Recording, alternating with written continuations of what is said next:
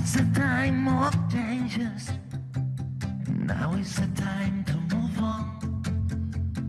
This is the time for solutions. Feel the motion. Being you is born. Being in all of you. No one connected to you. Being in all of you. Being you will do it. Buenas tardes. Recuperamos la actividad desde el B-Sustainability de esta Barcelona New Economic Week. Y hablando, pues como decíamos, de sostenibilidad, de lo que llevamos hablando pues desde ayer y hasta el viernes. Serán más de 800 speakers, hay 11.000 personas, 11.000 asistentes conectados de 145 países distintos que están pendientes de lo que está pasando en los 10 platós que hay repartidos por toda la ciudad de Barcelona. Para afrontar grandes retos, como por ejemplo la lucha contra el cambio climático, es necesario educar. Y de ello les vamos a hablar en los siguientes 50 minutos. Miren, les voy a poner deberes. No sé si le han preguntado nunca a sus hijos, si los tienen, si en el colegio les hablan de sostenibilidad, de cambio climático. Me refiero más allá de aquello de separar el vidrio del papel, de la materia orgánica, vaya. Y no sé si lo han preguntado también, si tienen ya pues, hijos en edad universitaria. La verdad, yo no voy a responder a esta incógnita, son los deberes que dejo. No los hagan ahora, porque ahora tienen que estar atentos a lo que va a pasar en este plató. Podríamos decir, o decimos, que desde la Agenda 2030 y sus objetivos de desarrollo sostenible, la educación es uno de los puntales, es una de las claves. Y sobre todo una educación que tiene que llegar a los jóvenes. Entre 2018 y 2019 ha habido un cambio en la lucha o en la percepción o en el interés de los más jóvenes por el cambio climático y por el medio ambiente. Y en esto pues tiene que ver y mucho movimientos como por ejemplo Fridays for Future o Greta Thunberg, que realmente han marcado un antes y un después. Son movimientos que nacieron del propio alumnado, de la sociedad y si quieren de las redes, que también tuvieron un papel muy importante. Hoy queremos preguntarnos o afrontar qué son o cuáles son los grandes retos que tiene la educación, porque para salvar este planeta hay que concienciar, hay que educar y tenemos pues que explicarles a los jóvenes cómo debe ser evitar que haya este cambio climático y darles también los conocimientos y las competencias necesarias para poderlo llevar a cabo.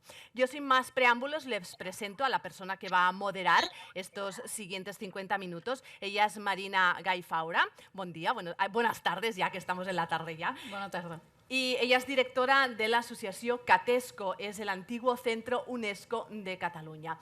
Con ella les dejo y también con todos sus ponentes y seguro con intervenciones interesantes que nos ayudarán a pues, poner un poco de luz al tema de la educación en sostenibilidad.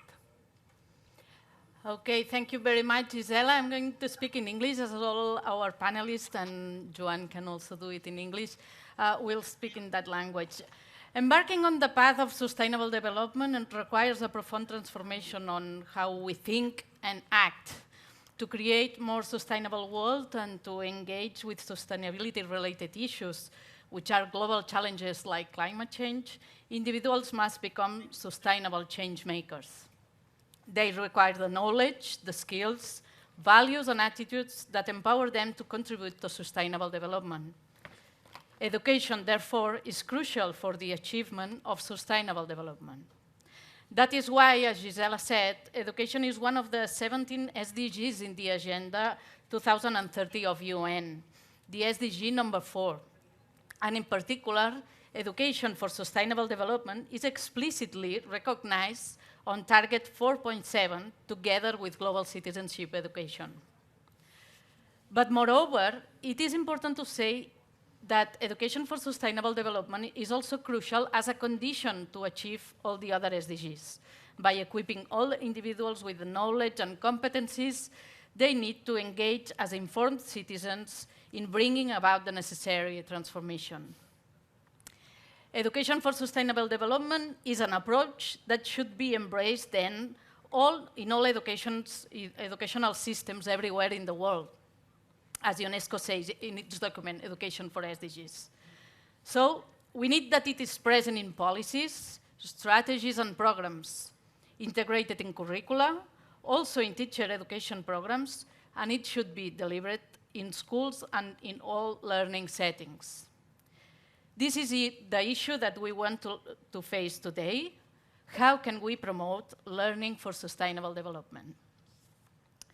To do so, we count on 4 expert panelists coming from different parts of the world and also different visions and roles within the educational sector. Ms. Katerina Ovintseva, advisor from OECD Directorate for Education and Skills, coordinating the multidisciplinary approach to sustainability in education. Hello. Ms. Jinan Karameh, Director of Entrepreneur Academy of Lebanon and Principal at Al-Manar Modern School, also PhD in Education for Sustainable Development. Hello, Jinan. Dr. Hilary Inwood, teacher, educator, and researcher, and leading the Sustainable and Climate Action Initiative at the Ontario Institute for Studies in Education at University of Toronto in Canada. Hello, Hilary. And finally, Mr. Joan Cuevas, Director of Innovation and Training of the Department of Education in the Government of Catalonia. Hello, Joan. Hello, Marina. Hola.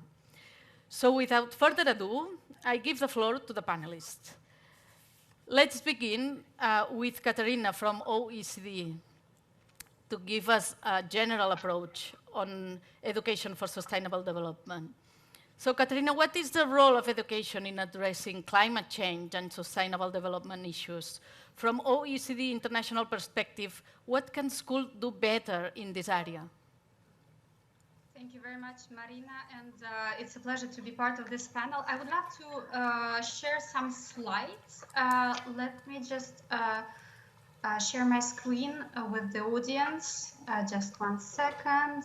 And could you confirm that you can see my slides okay now? Yes, wonderful.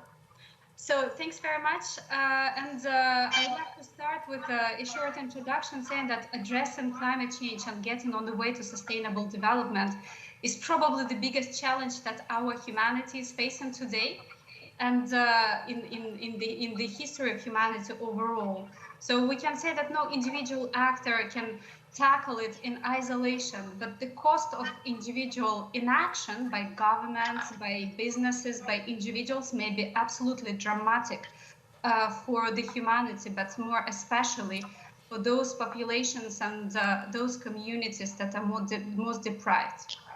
So to address this challenge, we need a lot of effort.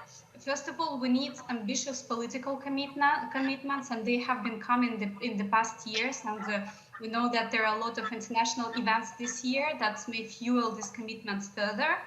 We need policy incentives for change. We need profound transformation of how businesses operate today. And we need breakthroughs and technologies. But this will not be enough. We also need education that will help people to adapt to the changing climate conditions, but also the education that will help people to mitigate the current climate trends. Education that will help all today's youth to become responsible decision makers, to become responsible consumers, thought leaders, and the inventors of tomorrow. In the Organization for Economic Cooperation and Development, the OECD, our contribution to this agenda builds on the premise that the move towards carbon neutrality will hinge both on behavioral change at a large scale, but also on more and better, widely distributed science skills. So let me share with you some data that come from our PISA, the Program for International Student Assessment, that measures the ability of 15 years old to use their mathematics, reading, and science skill to meet the real life challenges. So as you see on this graph, our data shows that at the surface, sustainability has made its way into the school curricula. Among OECD countries, over 80% of school principals say that they are dealing with climate change and global warming in the curriculum. There are also discussions on the poverty and migration. But when we take a different perspective, the things look quite different too when we look at this issue from the lens of the student. In our latest PISA survey in 2018, over 3/4 of 15 years old said that the climate agenda is very important and urgent to them, and they think of themselves as world citizens. But when we ask them, do you feel that you can do something about the problems of the world, the bars get much shorter. So that is the core of education for sustainable development, empowering young people to mobilize their cognitive, social, and emotional resources to take action. The knowledge about environment is key part of this equation. You can see on this figure that students in Singapore excel when they had to explain how carbon dioxide emissions affect the global change, the global climate change. Sorry, but knowledge is just one side of this equation, because just a minority of 15 years old in Singapore said that they would choose certain products for ethical or environmental reasons, even if they cost more. So their knowledge was not enough to take the right action. Education for sustainable development will always need to strike a difficult balancing act. The act between the students that need to keep the world in balance to mitigate the risk of climate change. But also, education will need to help students to build the resilience to adapt to potentially different conditions of the future. And what does data tell us about the resilience part of the equation? When it comes to resilience, you can see on this chart that the majority of 15-year-olds feel that they can change their behavior to meet the needs of new situations and to deal with unusual situations. But fewer, as you see, less than 50% seem to be prepared to adapt to a new culture.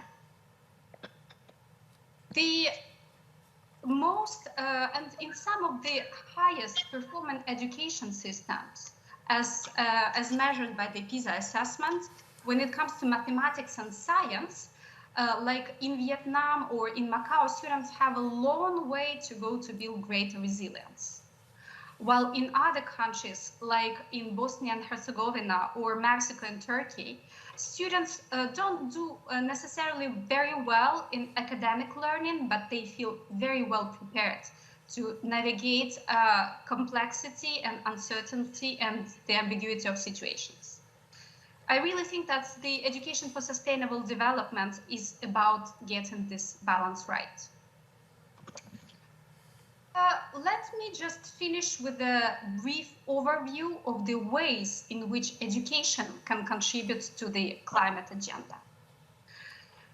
Most obviously, education provides young people with the scientific knowledge and skills to underpin the green economy. And according to our PISA data, the knowledge about the science of the climate was the best predictor for the attitudes and behavior of young people. Mm-hmm. But education can also shape the individual behavior that influences political choices, voting for parties, and in systems where it's possible, financing political parties. It can also shape the behavior that impacts communities through volunteering, community service, for the benefit of sustainable development. Very importantly, it can shape individual behavior that influences business practices and in the longer term, how businesses operate through things like consumption, lifestyle patterns, personal investment and finance, but also the choices in terms of employment. Just consider that. Young people are increasingly paying attention to track records of sustainability of the firms, potential employers, and according to one survey conducted in 2019 in the US, 40% of young people have chosen a job because of the employer sustainability records. If this pattern continues in the future, many high carbon emitting businesses may face a root struggle to recruit the talent. And last but not least, our own behavior can influence the behavior of others. According to a recent research, a change in just 1/4 of population is sufficient to shift the direction of social development. Just think about it. If one person in 4 changes their behavior, the rest can follow their lead. Thank you. Thank you, Katerina. Very interesting what you told us. I think that we can pick some hope in your data. It is true that you say that there's a gap between what they say they do and they know and what they really feel about being prepared or being ready to act on that, but that at the same time we see those actions like the British that you told us that show us that we can have hope on that, so that we can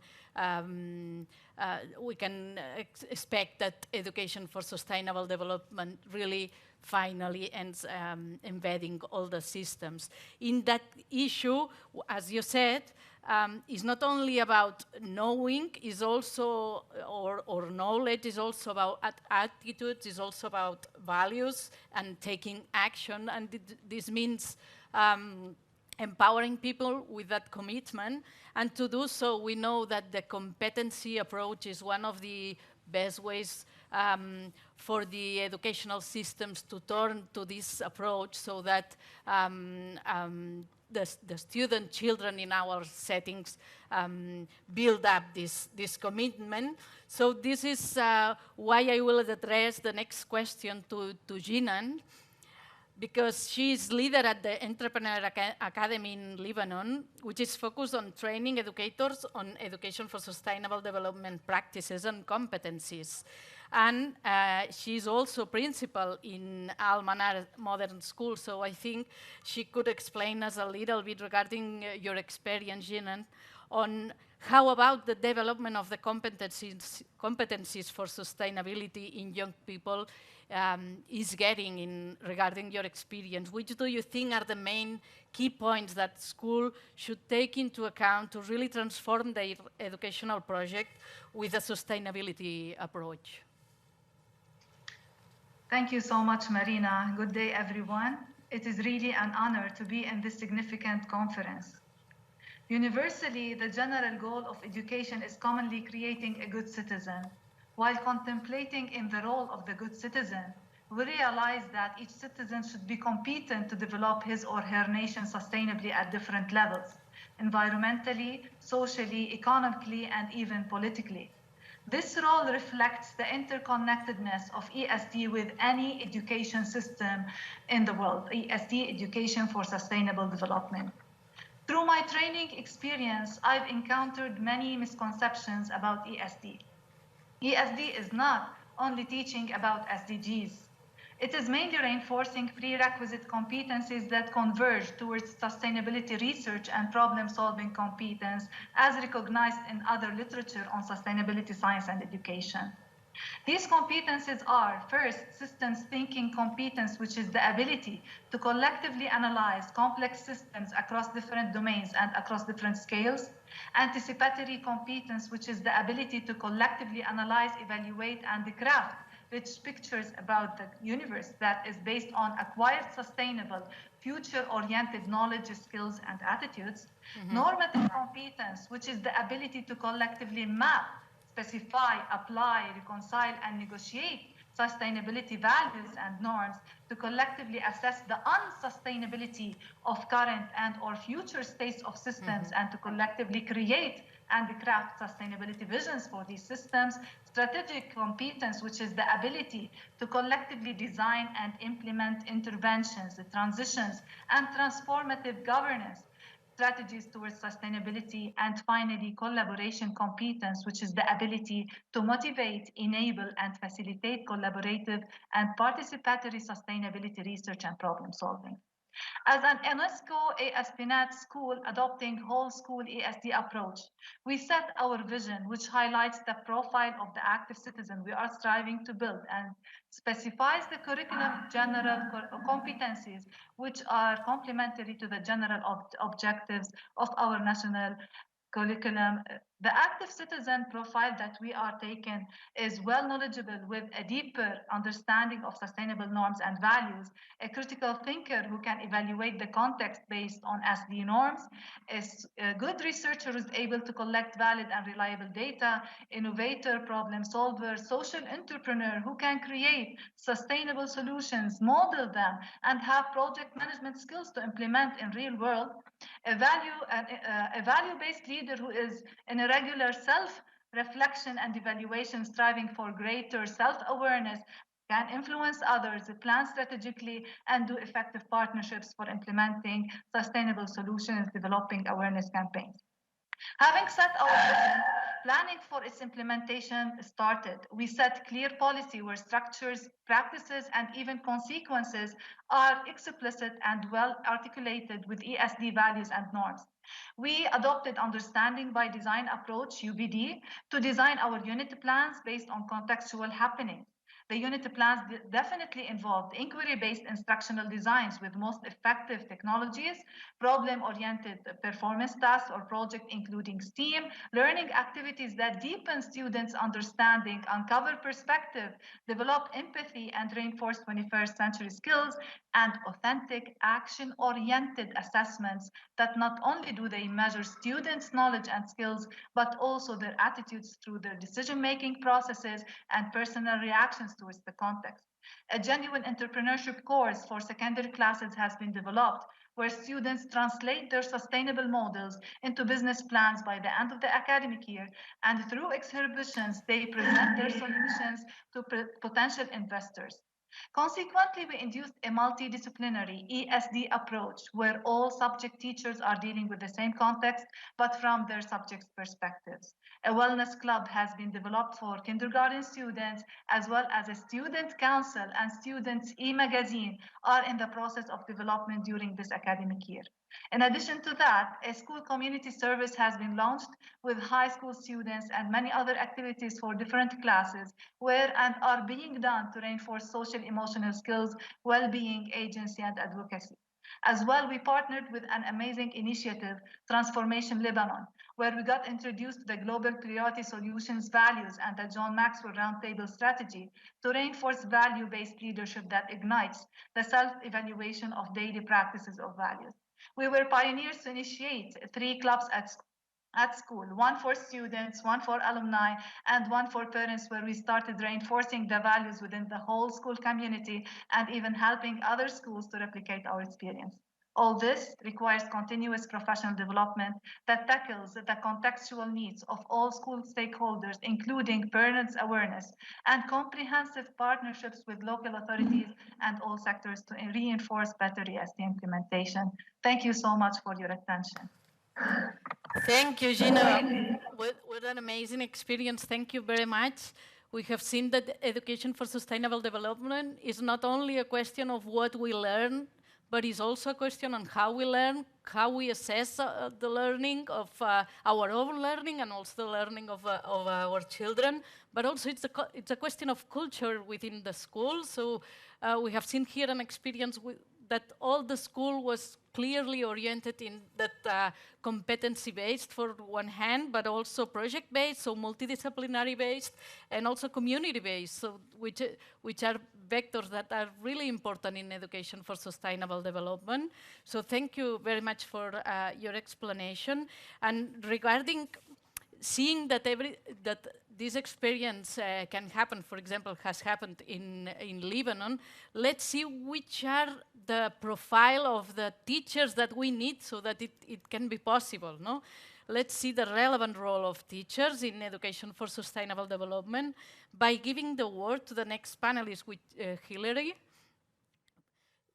let's see, focusing on your experience as a teacher educator and being the teachers a reference for our learners, not only for their knowledge and their institutional authority, but also for their attitude and behavior according to their own values and beliefs. Hilary, which are the key points for the training of educators so that they can really be referenced also in that commitment to sustainable development and global citizenships? Which are the needs, as per your point of view, regarding their professional capacity building on that issue? Thank you very much, Marina. And thank you for Katerina for providing such a wonderful introduction to ESD generally, and Jinan, who did a wonderful job of providing a segue into really the need for wide-scale professional development for educators in this area. If education is to fully realize its potential to influence and lead a wide-scale shift to sustainability through ESD, there's no doubt that supporting the professional learning of teachers at all levels of education, it really must be prioritized by education ministries, by school districts and school boards, and by administrators of schools around the world. And Jinan, I'm really heartened that you're such a great example of an administrator who is so supportive of taking a whole school approach. I think that really is a fantastic way to proceed. To date, getting teachers fully engaged with contributing to the shifts that's needed through ESD, it really is in its early years around the world. I think some wonderful headway has been made. But certainly right now, at least in North America, teachers lack support from policymakers and administrators who have been very slow to support ESD in their schools, in their colleges, and in universities. Without these types of systemic supports from policymakers and administrators in place, it's really unlikely that ESD is going to be fully realized, as it has been envisioned, at least by UNESCO. And that doesn't stop the work from continuing to better embed ESD in our educational systems. I think many of us are proceeding with this work. But to do this, teachers' professional learning needs must be taken into account because they are really at the center of this transformation that is slowly taking place in our schools. So teachers' professional learning needs come in different stages of their careers. I work with pre-service teachers. Those are people who are training to be teachers. They need a very clear presence for ESD and for the SDGs in their teacher education programs. And I would say that this is really at different levels in different teacher education programs around the world. Some, a minority, have done a good job embedding ESD into teacher education programs, but many have not. And I've just spent over a decade already attempting to do this in Canada's largest teacher education program. And I can speak from firsthand experience that it's a very slow process. ESD is seen as just one of many competing priorities in which teachers need to be prepared. And trying to convince the people, the leaders, the managers, and the administrators of our teacher education programs that this should be the priority is a hard undertaking. The second way that teachers, oh, sorry, Marina. The second way that teachers need to be supported is when they're actually in their careers and in their schools. So once they've made the transition into service in their communities, they have many, many demands on their time, and they need supports and they need mentors to help them develop knowledge, skills, values, and capacity in ESD.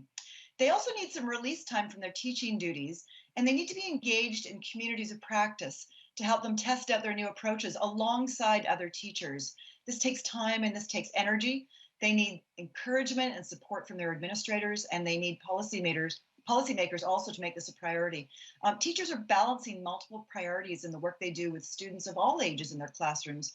So making ESD at the center is one that really does, as Jinan suggested, takes a whole school approach. They need to know that they have support not only from the people inside the school, but also from the parents and the community at large.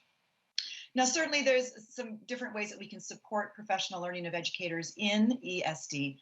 Certainly putting those systemic supports in place. That's policy, that's funding, that's accountability on the part of the education systems, that they will in fact prioritize ESD. Teachers cannot do this work alone. They need to do it within the context of the educational systems in which they work. Professional learning also needs to be integrated into the regular load of duties that they have.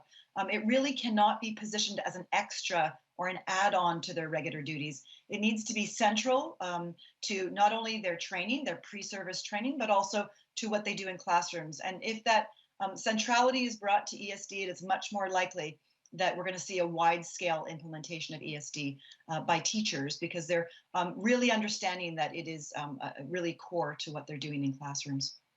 And then finally, we need to provide professional learning in multiple forms for them to make it as accessible as possible. With the pandemic, this has been a tiny little benefit of the pandemic, is that many of us are becoming far more comfortable with working in online formats. And certainly in Toronto, we've had a really wide-scale success with using online formats now for teachers to engage both in person, in simultaneous professional learning, but also on demand. So being able to access it when their schedules allow for it. And finally, we need to continue the in-person learning that we've been doing as we come back from the pandemic to make sure this works. We've been having some success in Toronto. We've constructed a large-scale partnership with the Toronto District School Board. And this has allowed us to bring pre-service and in-service teachers together to work towards ESD. And this has actually been a really wonderful move forward for us. It's really strengthened the work that we've done in professional learning, and it's allowing us to scale it up as well. So just in summary, to truly support professional learning for teachers, I think what needs to take place is it really does need to take place to support a more just, equitable, and sustainable world. But perhaps what is really needed is a new model of ESD. Often ESD is being referred to in different places around the world, and certainly here in Toronto, as environmental and sustainability education, or sustainability education. Now, this would move us a little bit away, no doubt, from the traditional and sometimes contradictory pillars of social, environmental, and economic objectives that are at the heart of sustainable development. And it would aim for a more radical and transformative vision for SDG 4, which is focused on quality education. This would challenge, no doubt, the very notion of sustainable development that's at the heart of ESD, and it would encourage a far deeper critique of the foundations and practices of teacher education, certainly, and education more generally at all levels. You know, we still have much to learn when it comes to ESD from Indigenous education, for example. We need to move more quickly towards an eco-justice education aspects of ESD. We need to consider critical pedagogy and also eco-pedagogy as we continue to move forward in this work. Okay, thank you very much, Hilary. It's really that what we really need is that ESD must be the priority, you said, and I got this word, the priority. So being in the center, at the core of our system, so that really everything is focused on that issue. So, and here the role of the teachers has a very important roles, and to do their work and to do what we expect from them as being crucial for this process, they need support. You said they need mentors, they need to be engaged in the community in a community of practice, or maybe networking with other teachers, as also you said, and with the academy. They need also that the whole system, the context, as you said, is prepared, gives the conditions, promotes the conditions so that they can really develop their professional skills in a maximum level.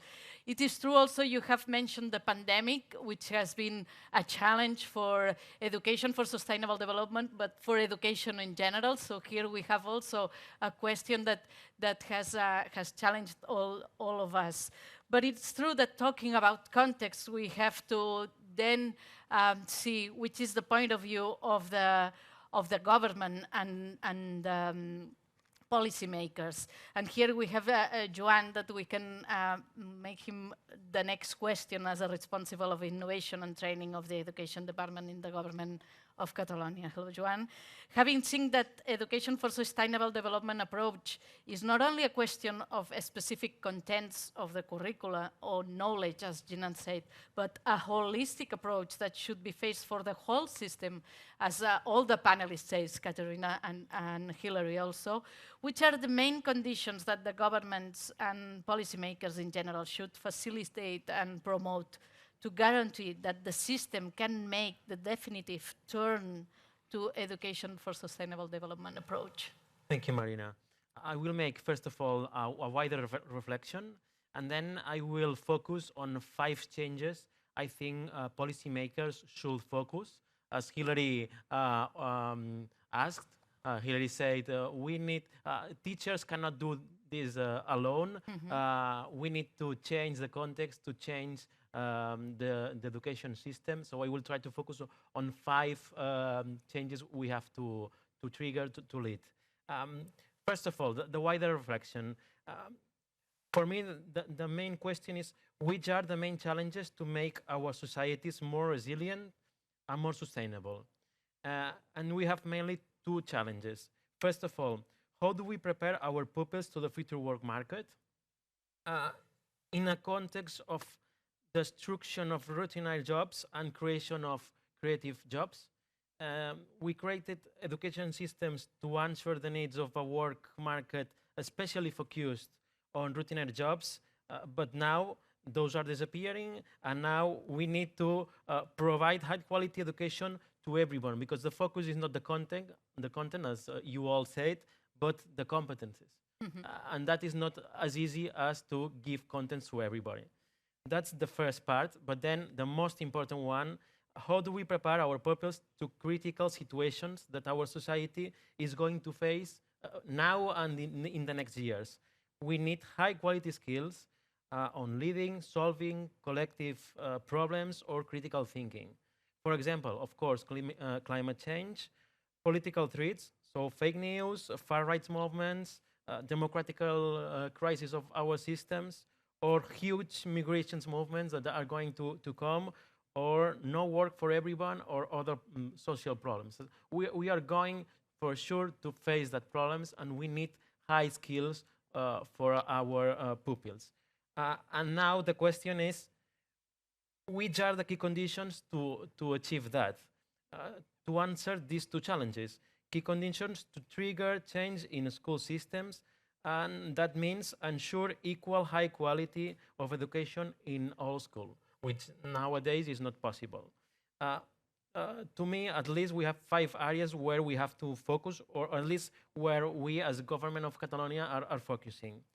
And the connection point for all these focuses are that we need to pass from a centralized educational system to a decentralized education systems. Which are the 5 focus? First of all, desegregation. We know it is not possible to guarantee a high quality of level of competencies if we have schools with more than 40–50% of vulnerable pupils. How we are trying to do this? First of all, detecting vulnerable pupils before entering the system, and then introducing changes in the inscription process to ensure that diversification is a reality in all schools. That is really difficult, I know, but we are trying to do this, and we are starting in different cities like Barcelona. And of course, paying schools for those efforts. We need to put incentives for the schools that are trying to engage in this strategy. We are doing that now. We are developing right now, or implementing right now, the Desegregation Pact of Catalonia, and we will end spending around 100 million euros a year to implement all of the strategy to ensure diversification in all schools.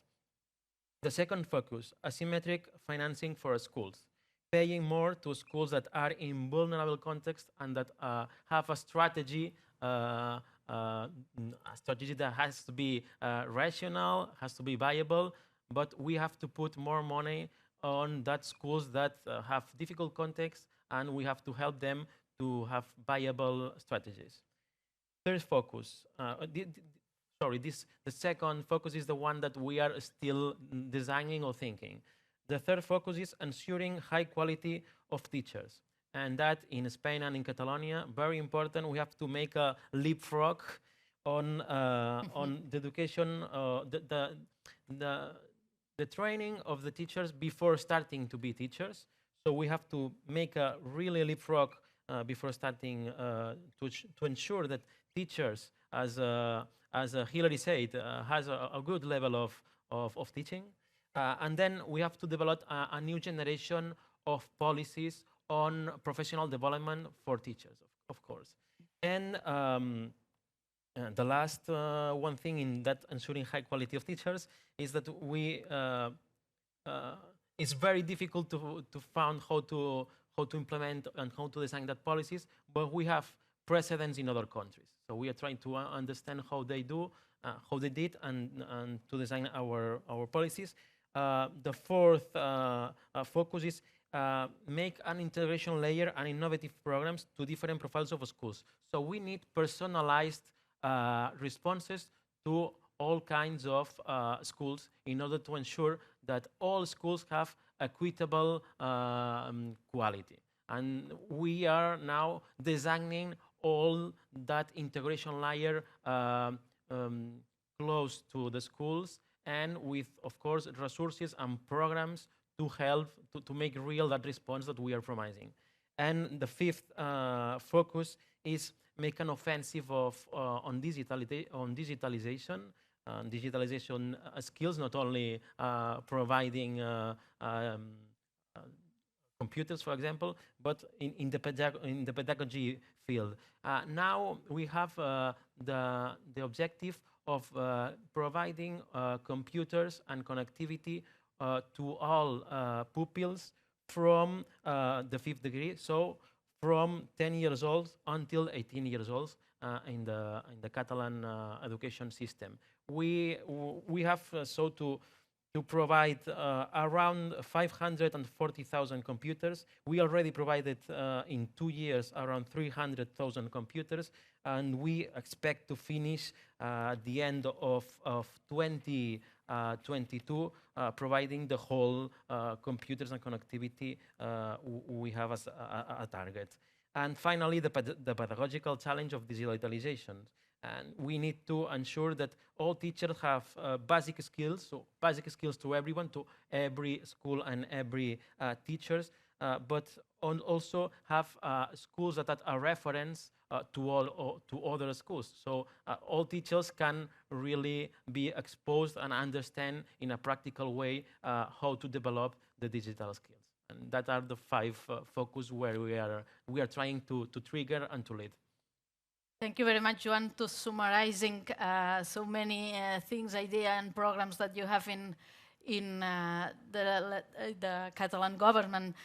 We see that, in fact, we are all learning. We see that learners have to get embedded of that approach of education for sustainable development, but also teachers needs to get into this approach and needs a lot of things to do that, but also the schools are organizations that has to become learning organizations and learning one to another, especially those schools, as you said, that are in vulnerable contexts, because as we know, and Hilary said before, the SDG 4 of education really targets the question of quality, but also the equity question. So we need good education for sustainable development for all learners.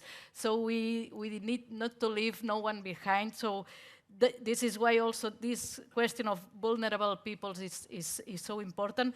But also we are learning at system level. So for example, as Joan said, the government of Catalonia is trying to learn from other countries to see which are their experiences and see how we can implement similar experiences here. So, in fact, education for sustainable development is a question of learning at all levels and trying to put the conditions to do so. I will give, we have just some more minutes, and I will give you the last message so that you can give like a tweet in a last message for our audience, each one of you, if you like.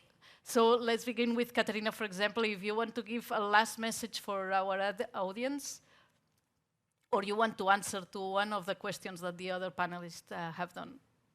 No, just if there is one message, is to say that education it's really about input and efforts from each and every of us, teachers, learners, parents. So it's a business of everyone. So we should really join our efforts in building this education for sustainable development. So no one should stay no one should stay beyond this business. So everyone should join efforts. Thank you very much. It is a very important message, this. Janine, what would you say Allah's message, for Allah's message to our audience? Yes, I will direct my message to education, to principals and to educational leaders to have this key performance indicator in implementing whole system approach in education for sustainable development, and to try planning and set the strategies that are really effective and practical to start building our good citizen that we want to have. Thank you. Thank you very much.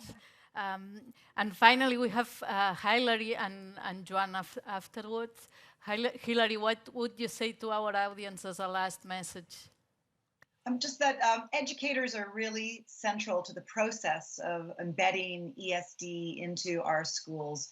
So we need to provide supports for them. I think that's my key message. And whether those supports come in financial, policy, digital forms, however they may come, we need to understand that they are central and they need help. They cannot do this work alone. Perfectly. Thank you very much, Hilary. Joan, finally, your message. My message is societies are over asking the education system and schools with many expectations. And if we want to achieve concrete changes and concrete challenges in our education system, we as the policymakers need to really prioritize which are the challenges, and we have to design a very concretely, but also with a personalized approach, how to achieve that prioritized challenges. So very important to prioritize and to really design those policies thinking about how they will be implemented in every reality. So in fact, it's a question of empowering our teachers as we empower our learners in the classroom, so that we give them the voice. But it's true that having voice and choice means being at the center, means also having the support and having the conditions to develop and to evolve as a learner, but also as teachers and as a school, as an organization. So thank you very much, all speakers. We enjoyed a very inspiring and enriching panel on the relevance of education for sustainable development. We have seen the importance that ESD becomes the vector of change of all educational systems around the world and spreads throughout to all classrooms, schools, and educational environments in our country, if we are to achieve, as Joan said, our global agenda as humanity and as a planet in the coming decades, and leave the world better than we have found it. So thank you very much, and I give the floor to Gisela. Thank you very much. Muchas gracias por las aportaciones que se han realizado. Y la verdad, no sé si a la audiencia le habrá pasado como a mí, ¿no? Que nos hemos quedado sorprendidos con el ejemplo que ponía Jinan desde el Líbano, ¿no? Esta visión tan global de cómo educar en sostenibilidad, ¿no? Hablaba de que era algo presente en todas las asignaturas y que incluso había clases para alumnos, para profesores y para familias, con lo cual el proceso queda englobado y se hace partícipe a todos los que forman parte de la cadena, porque al fin y al cabo educar en sostenibilidad es una cuestión y es un reto que tenemos todos. Y aparte también me gustaría destacar lo que decía Hilary de la importancia del profesorado, en la línea también de lo que comentaba Joan, de empoderarlo, de darle los recursos, porque ellos, pues, aunque todos somos parte de la cadena, es verdad que tienen pues todavía un plus añadido en todo lo que se refiere a educar en sostenibilidad. Muchísimas gracias por estas reflexiones aquí en este panel, en este plató del BeSustainability dentro de la Barcelona New Economic Week, que se celebra, ya saben, empezó ayer, terminará el viernes, y a lo largo de estos días hablaremos desde aquí de distintos aspectos que tienen que ver con la sostenibilidad, pero es cierto que hay otros platos repartidos en varias sedes de Barcelona con 10 temáticas y como nueva economía como denominador común abarcado desde varias temáticas. Nosotros me despido, pero solo por unos minutos, ya saben, dentro de un rato volvemos a estar aquí con todos ustedes para hablar de integración social.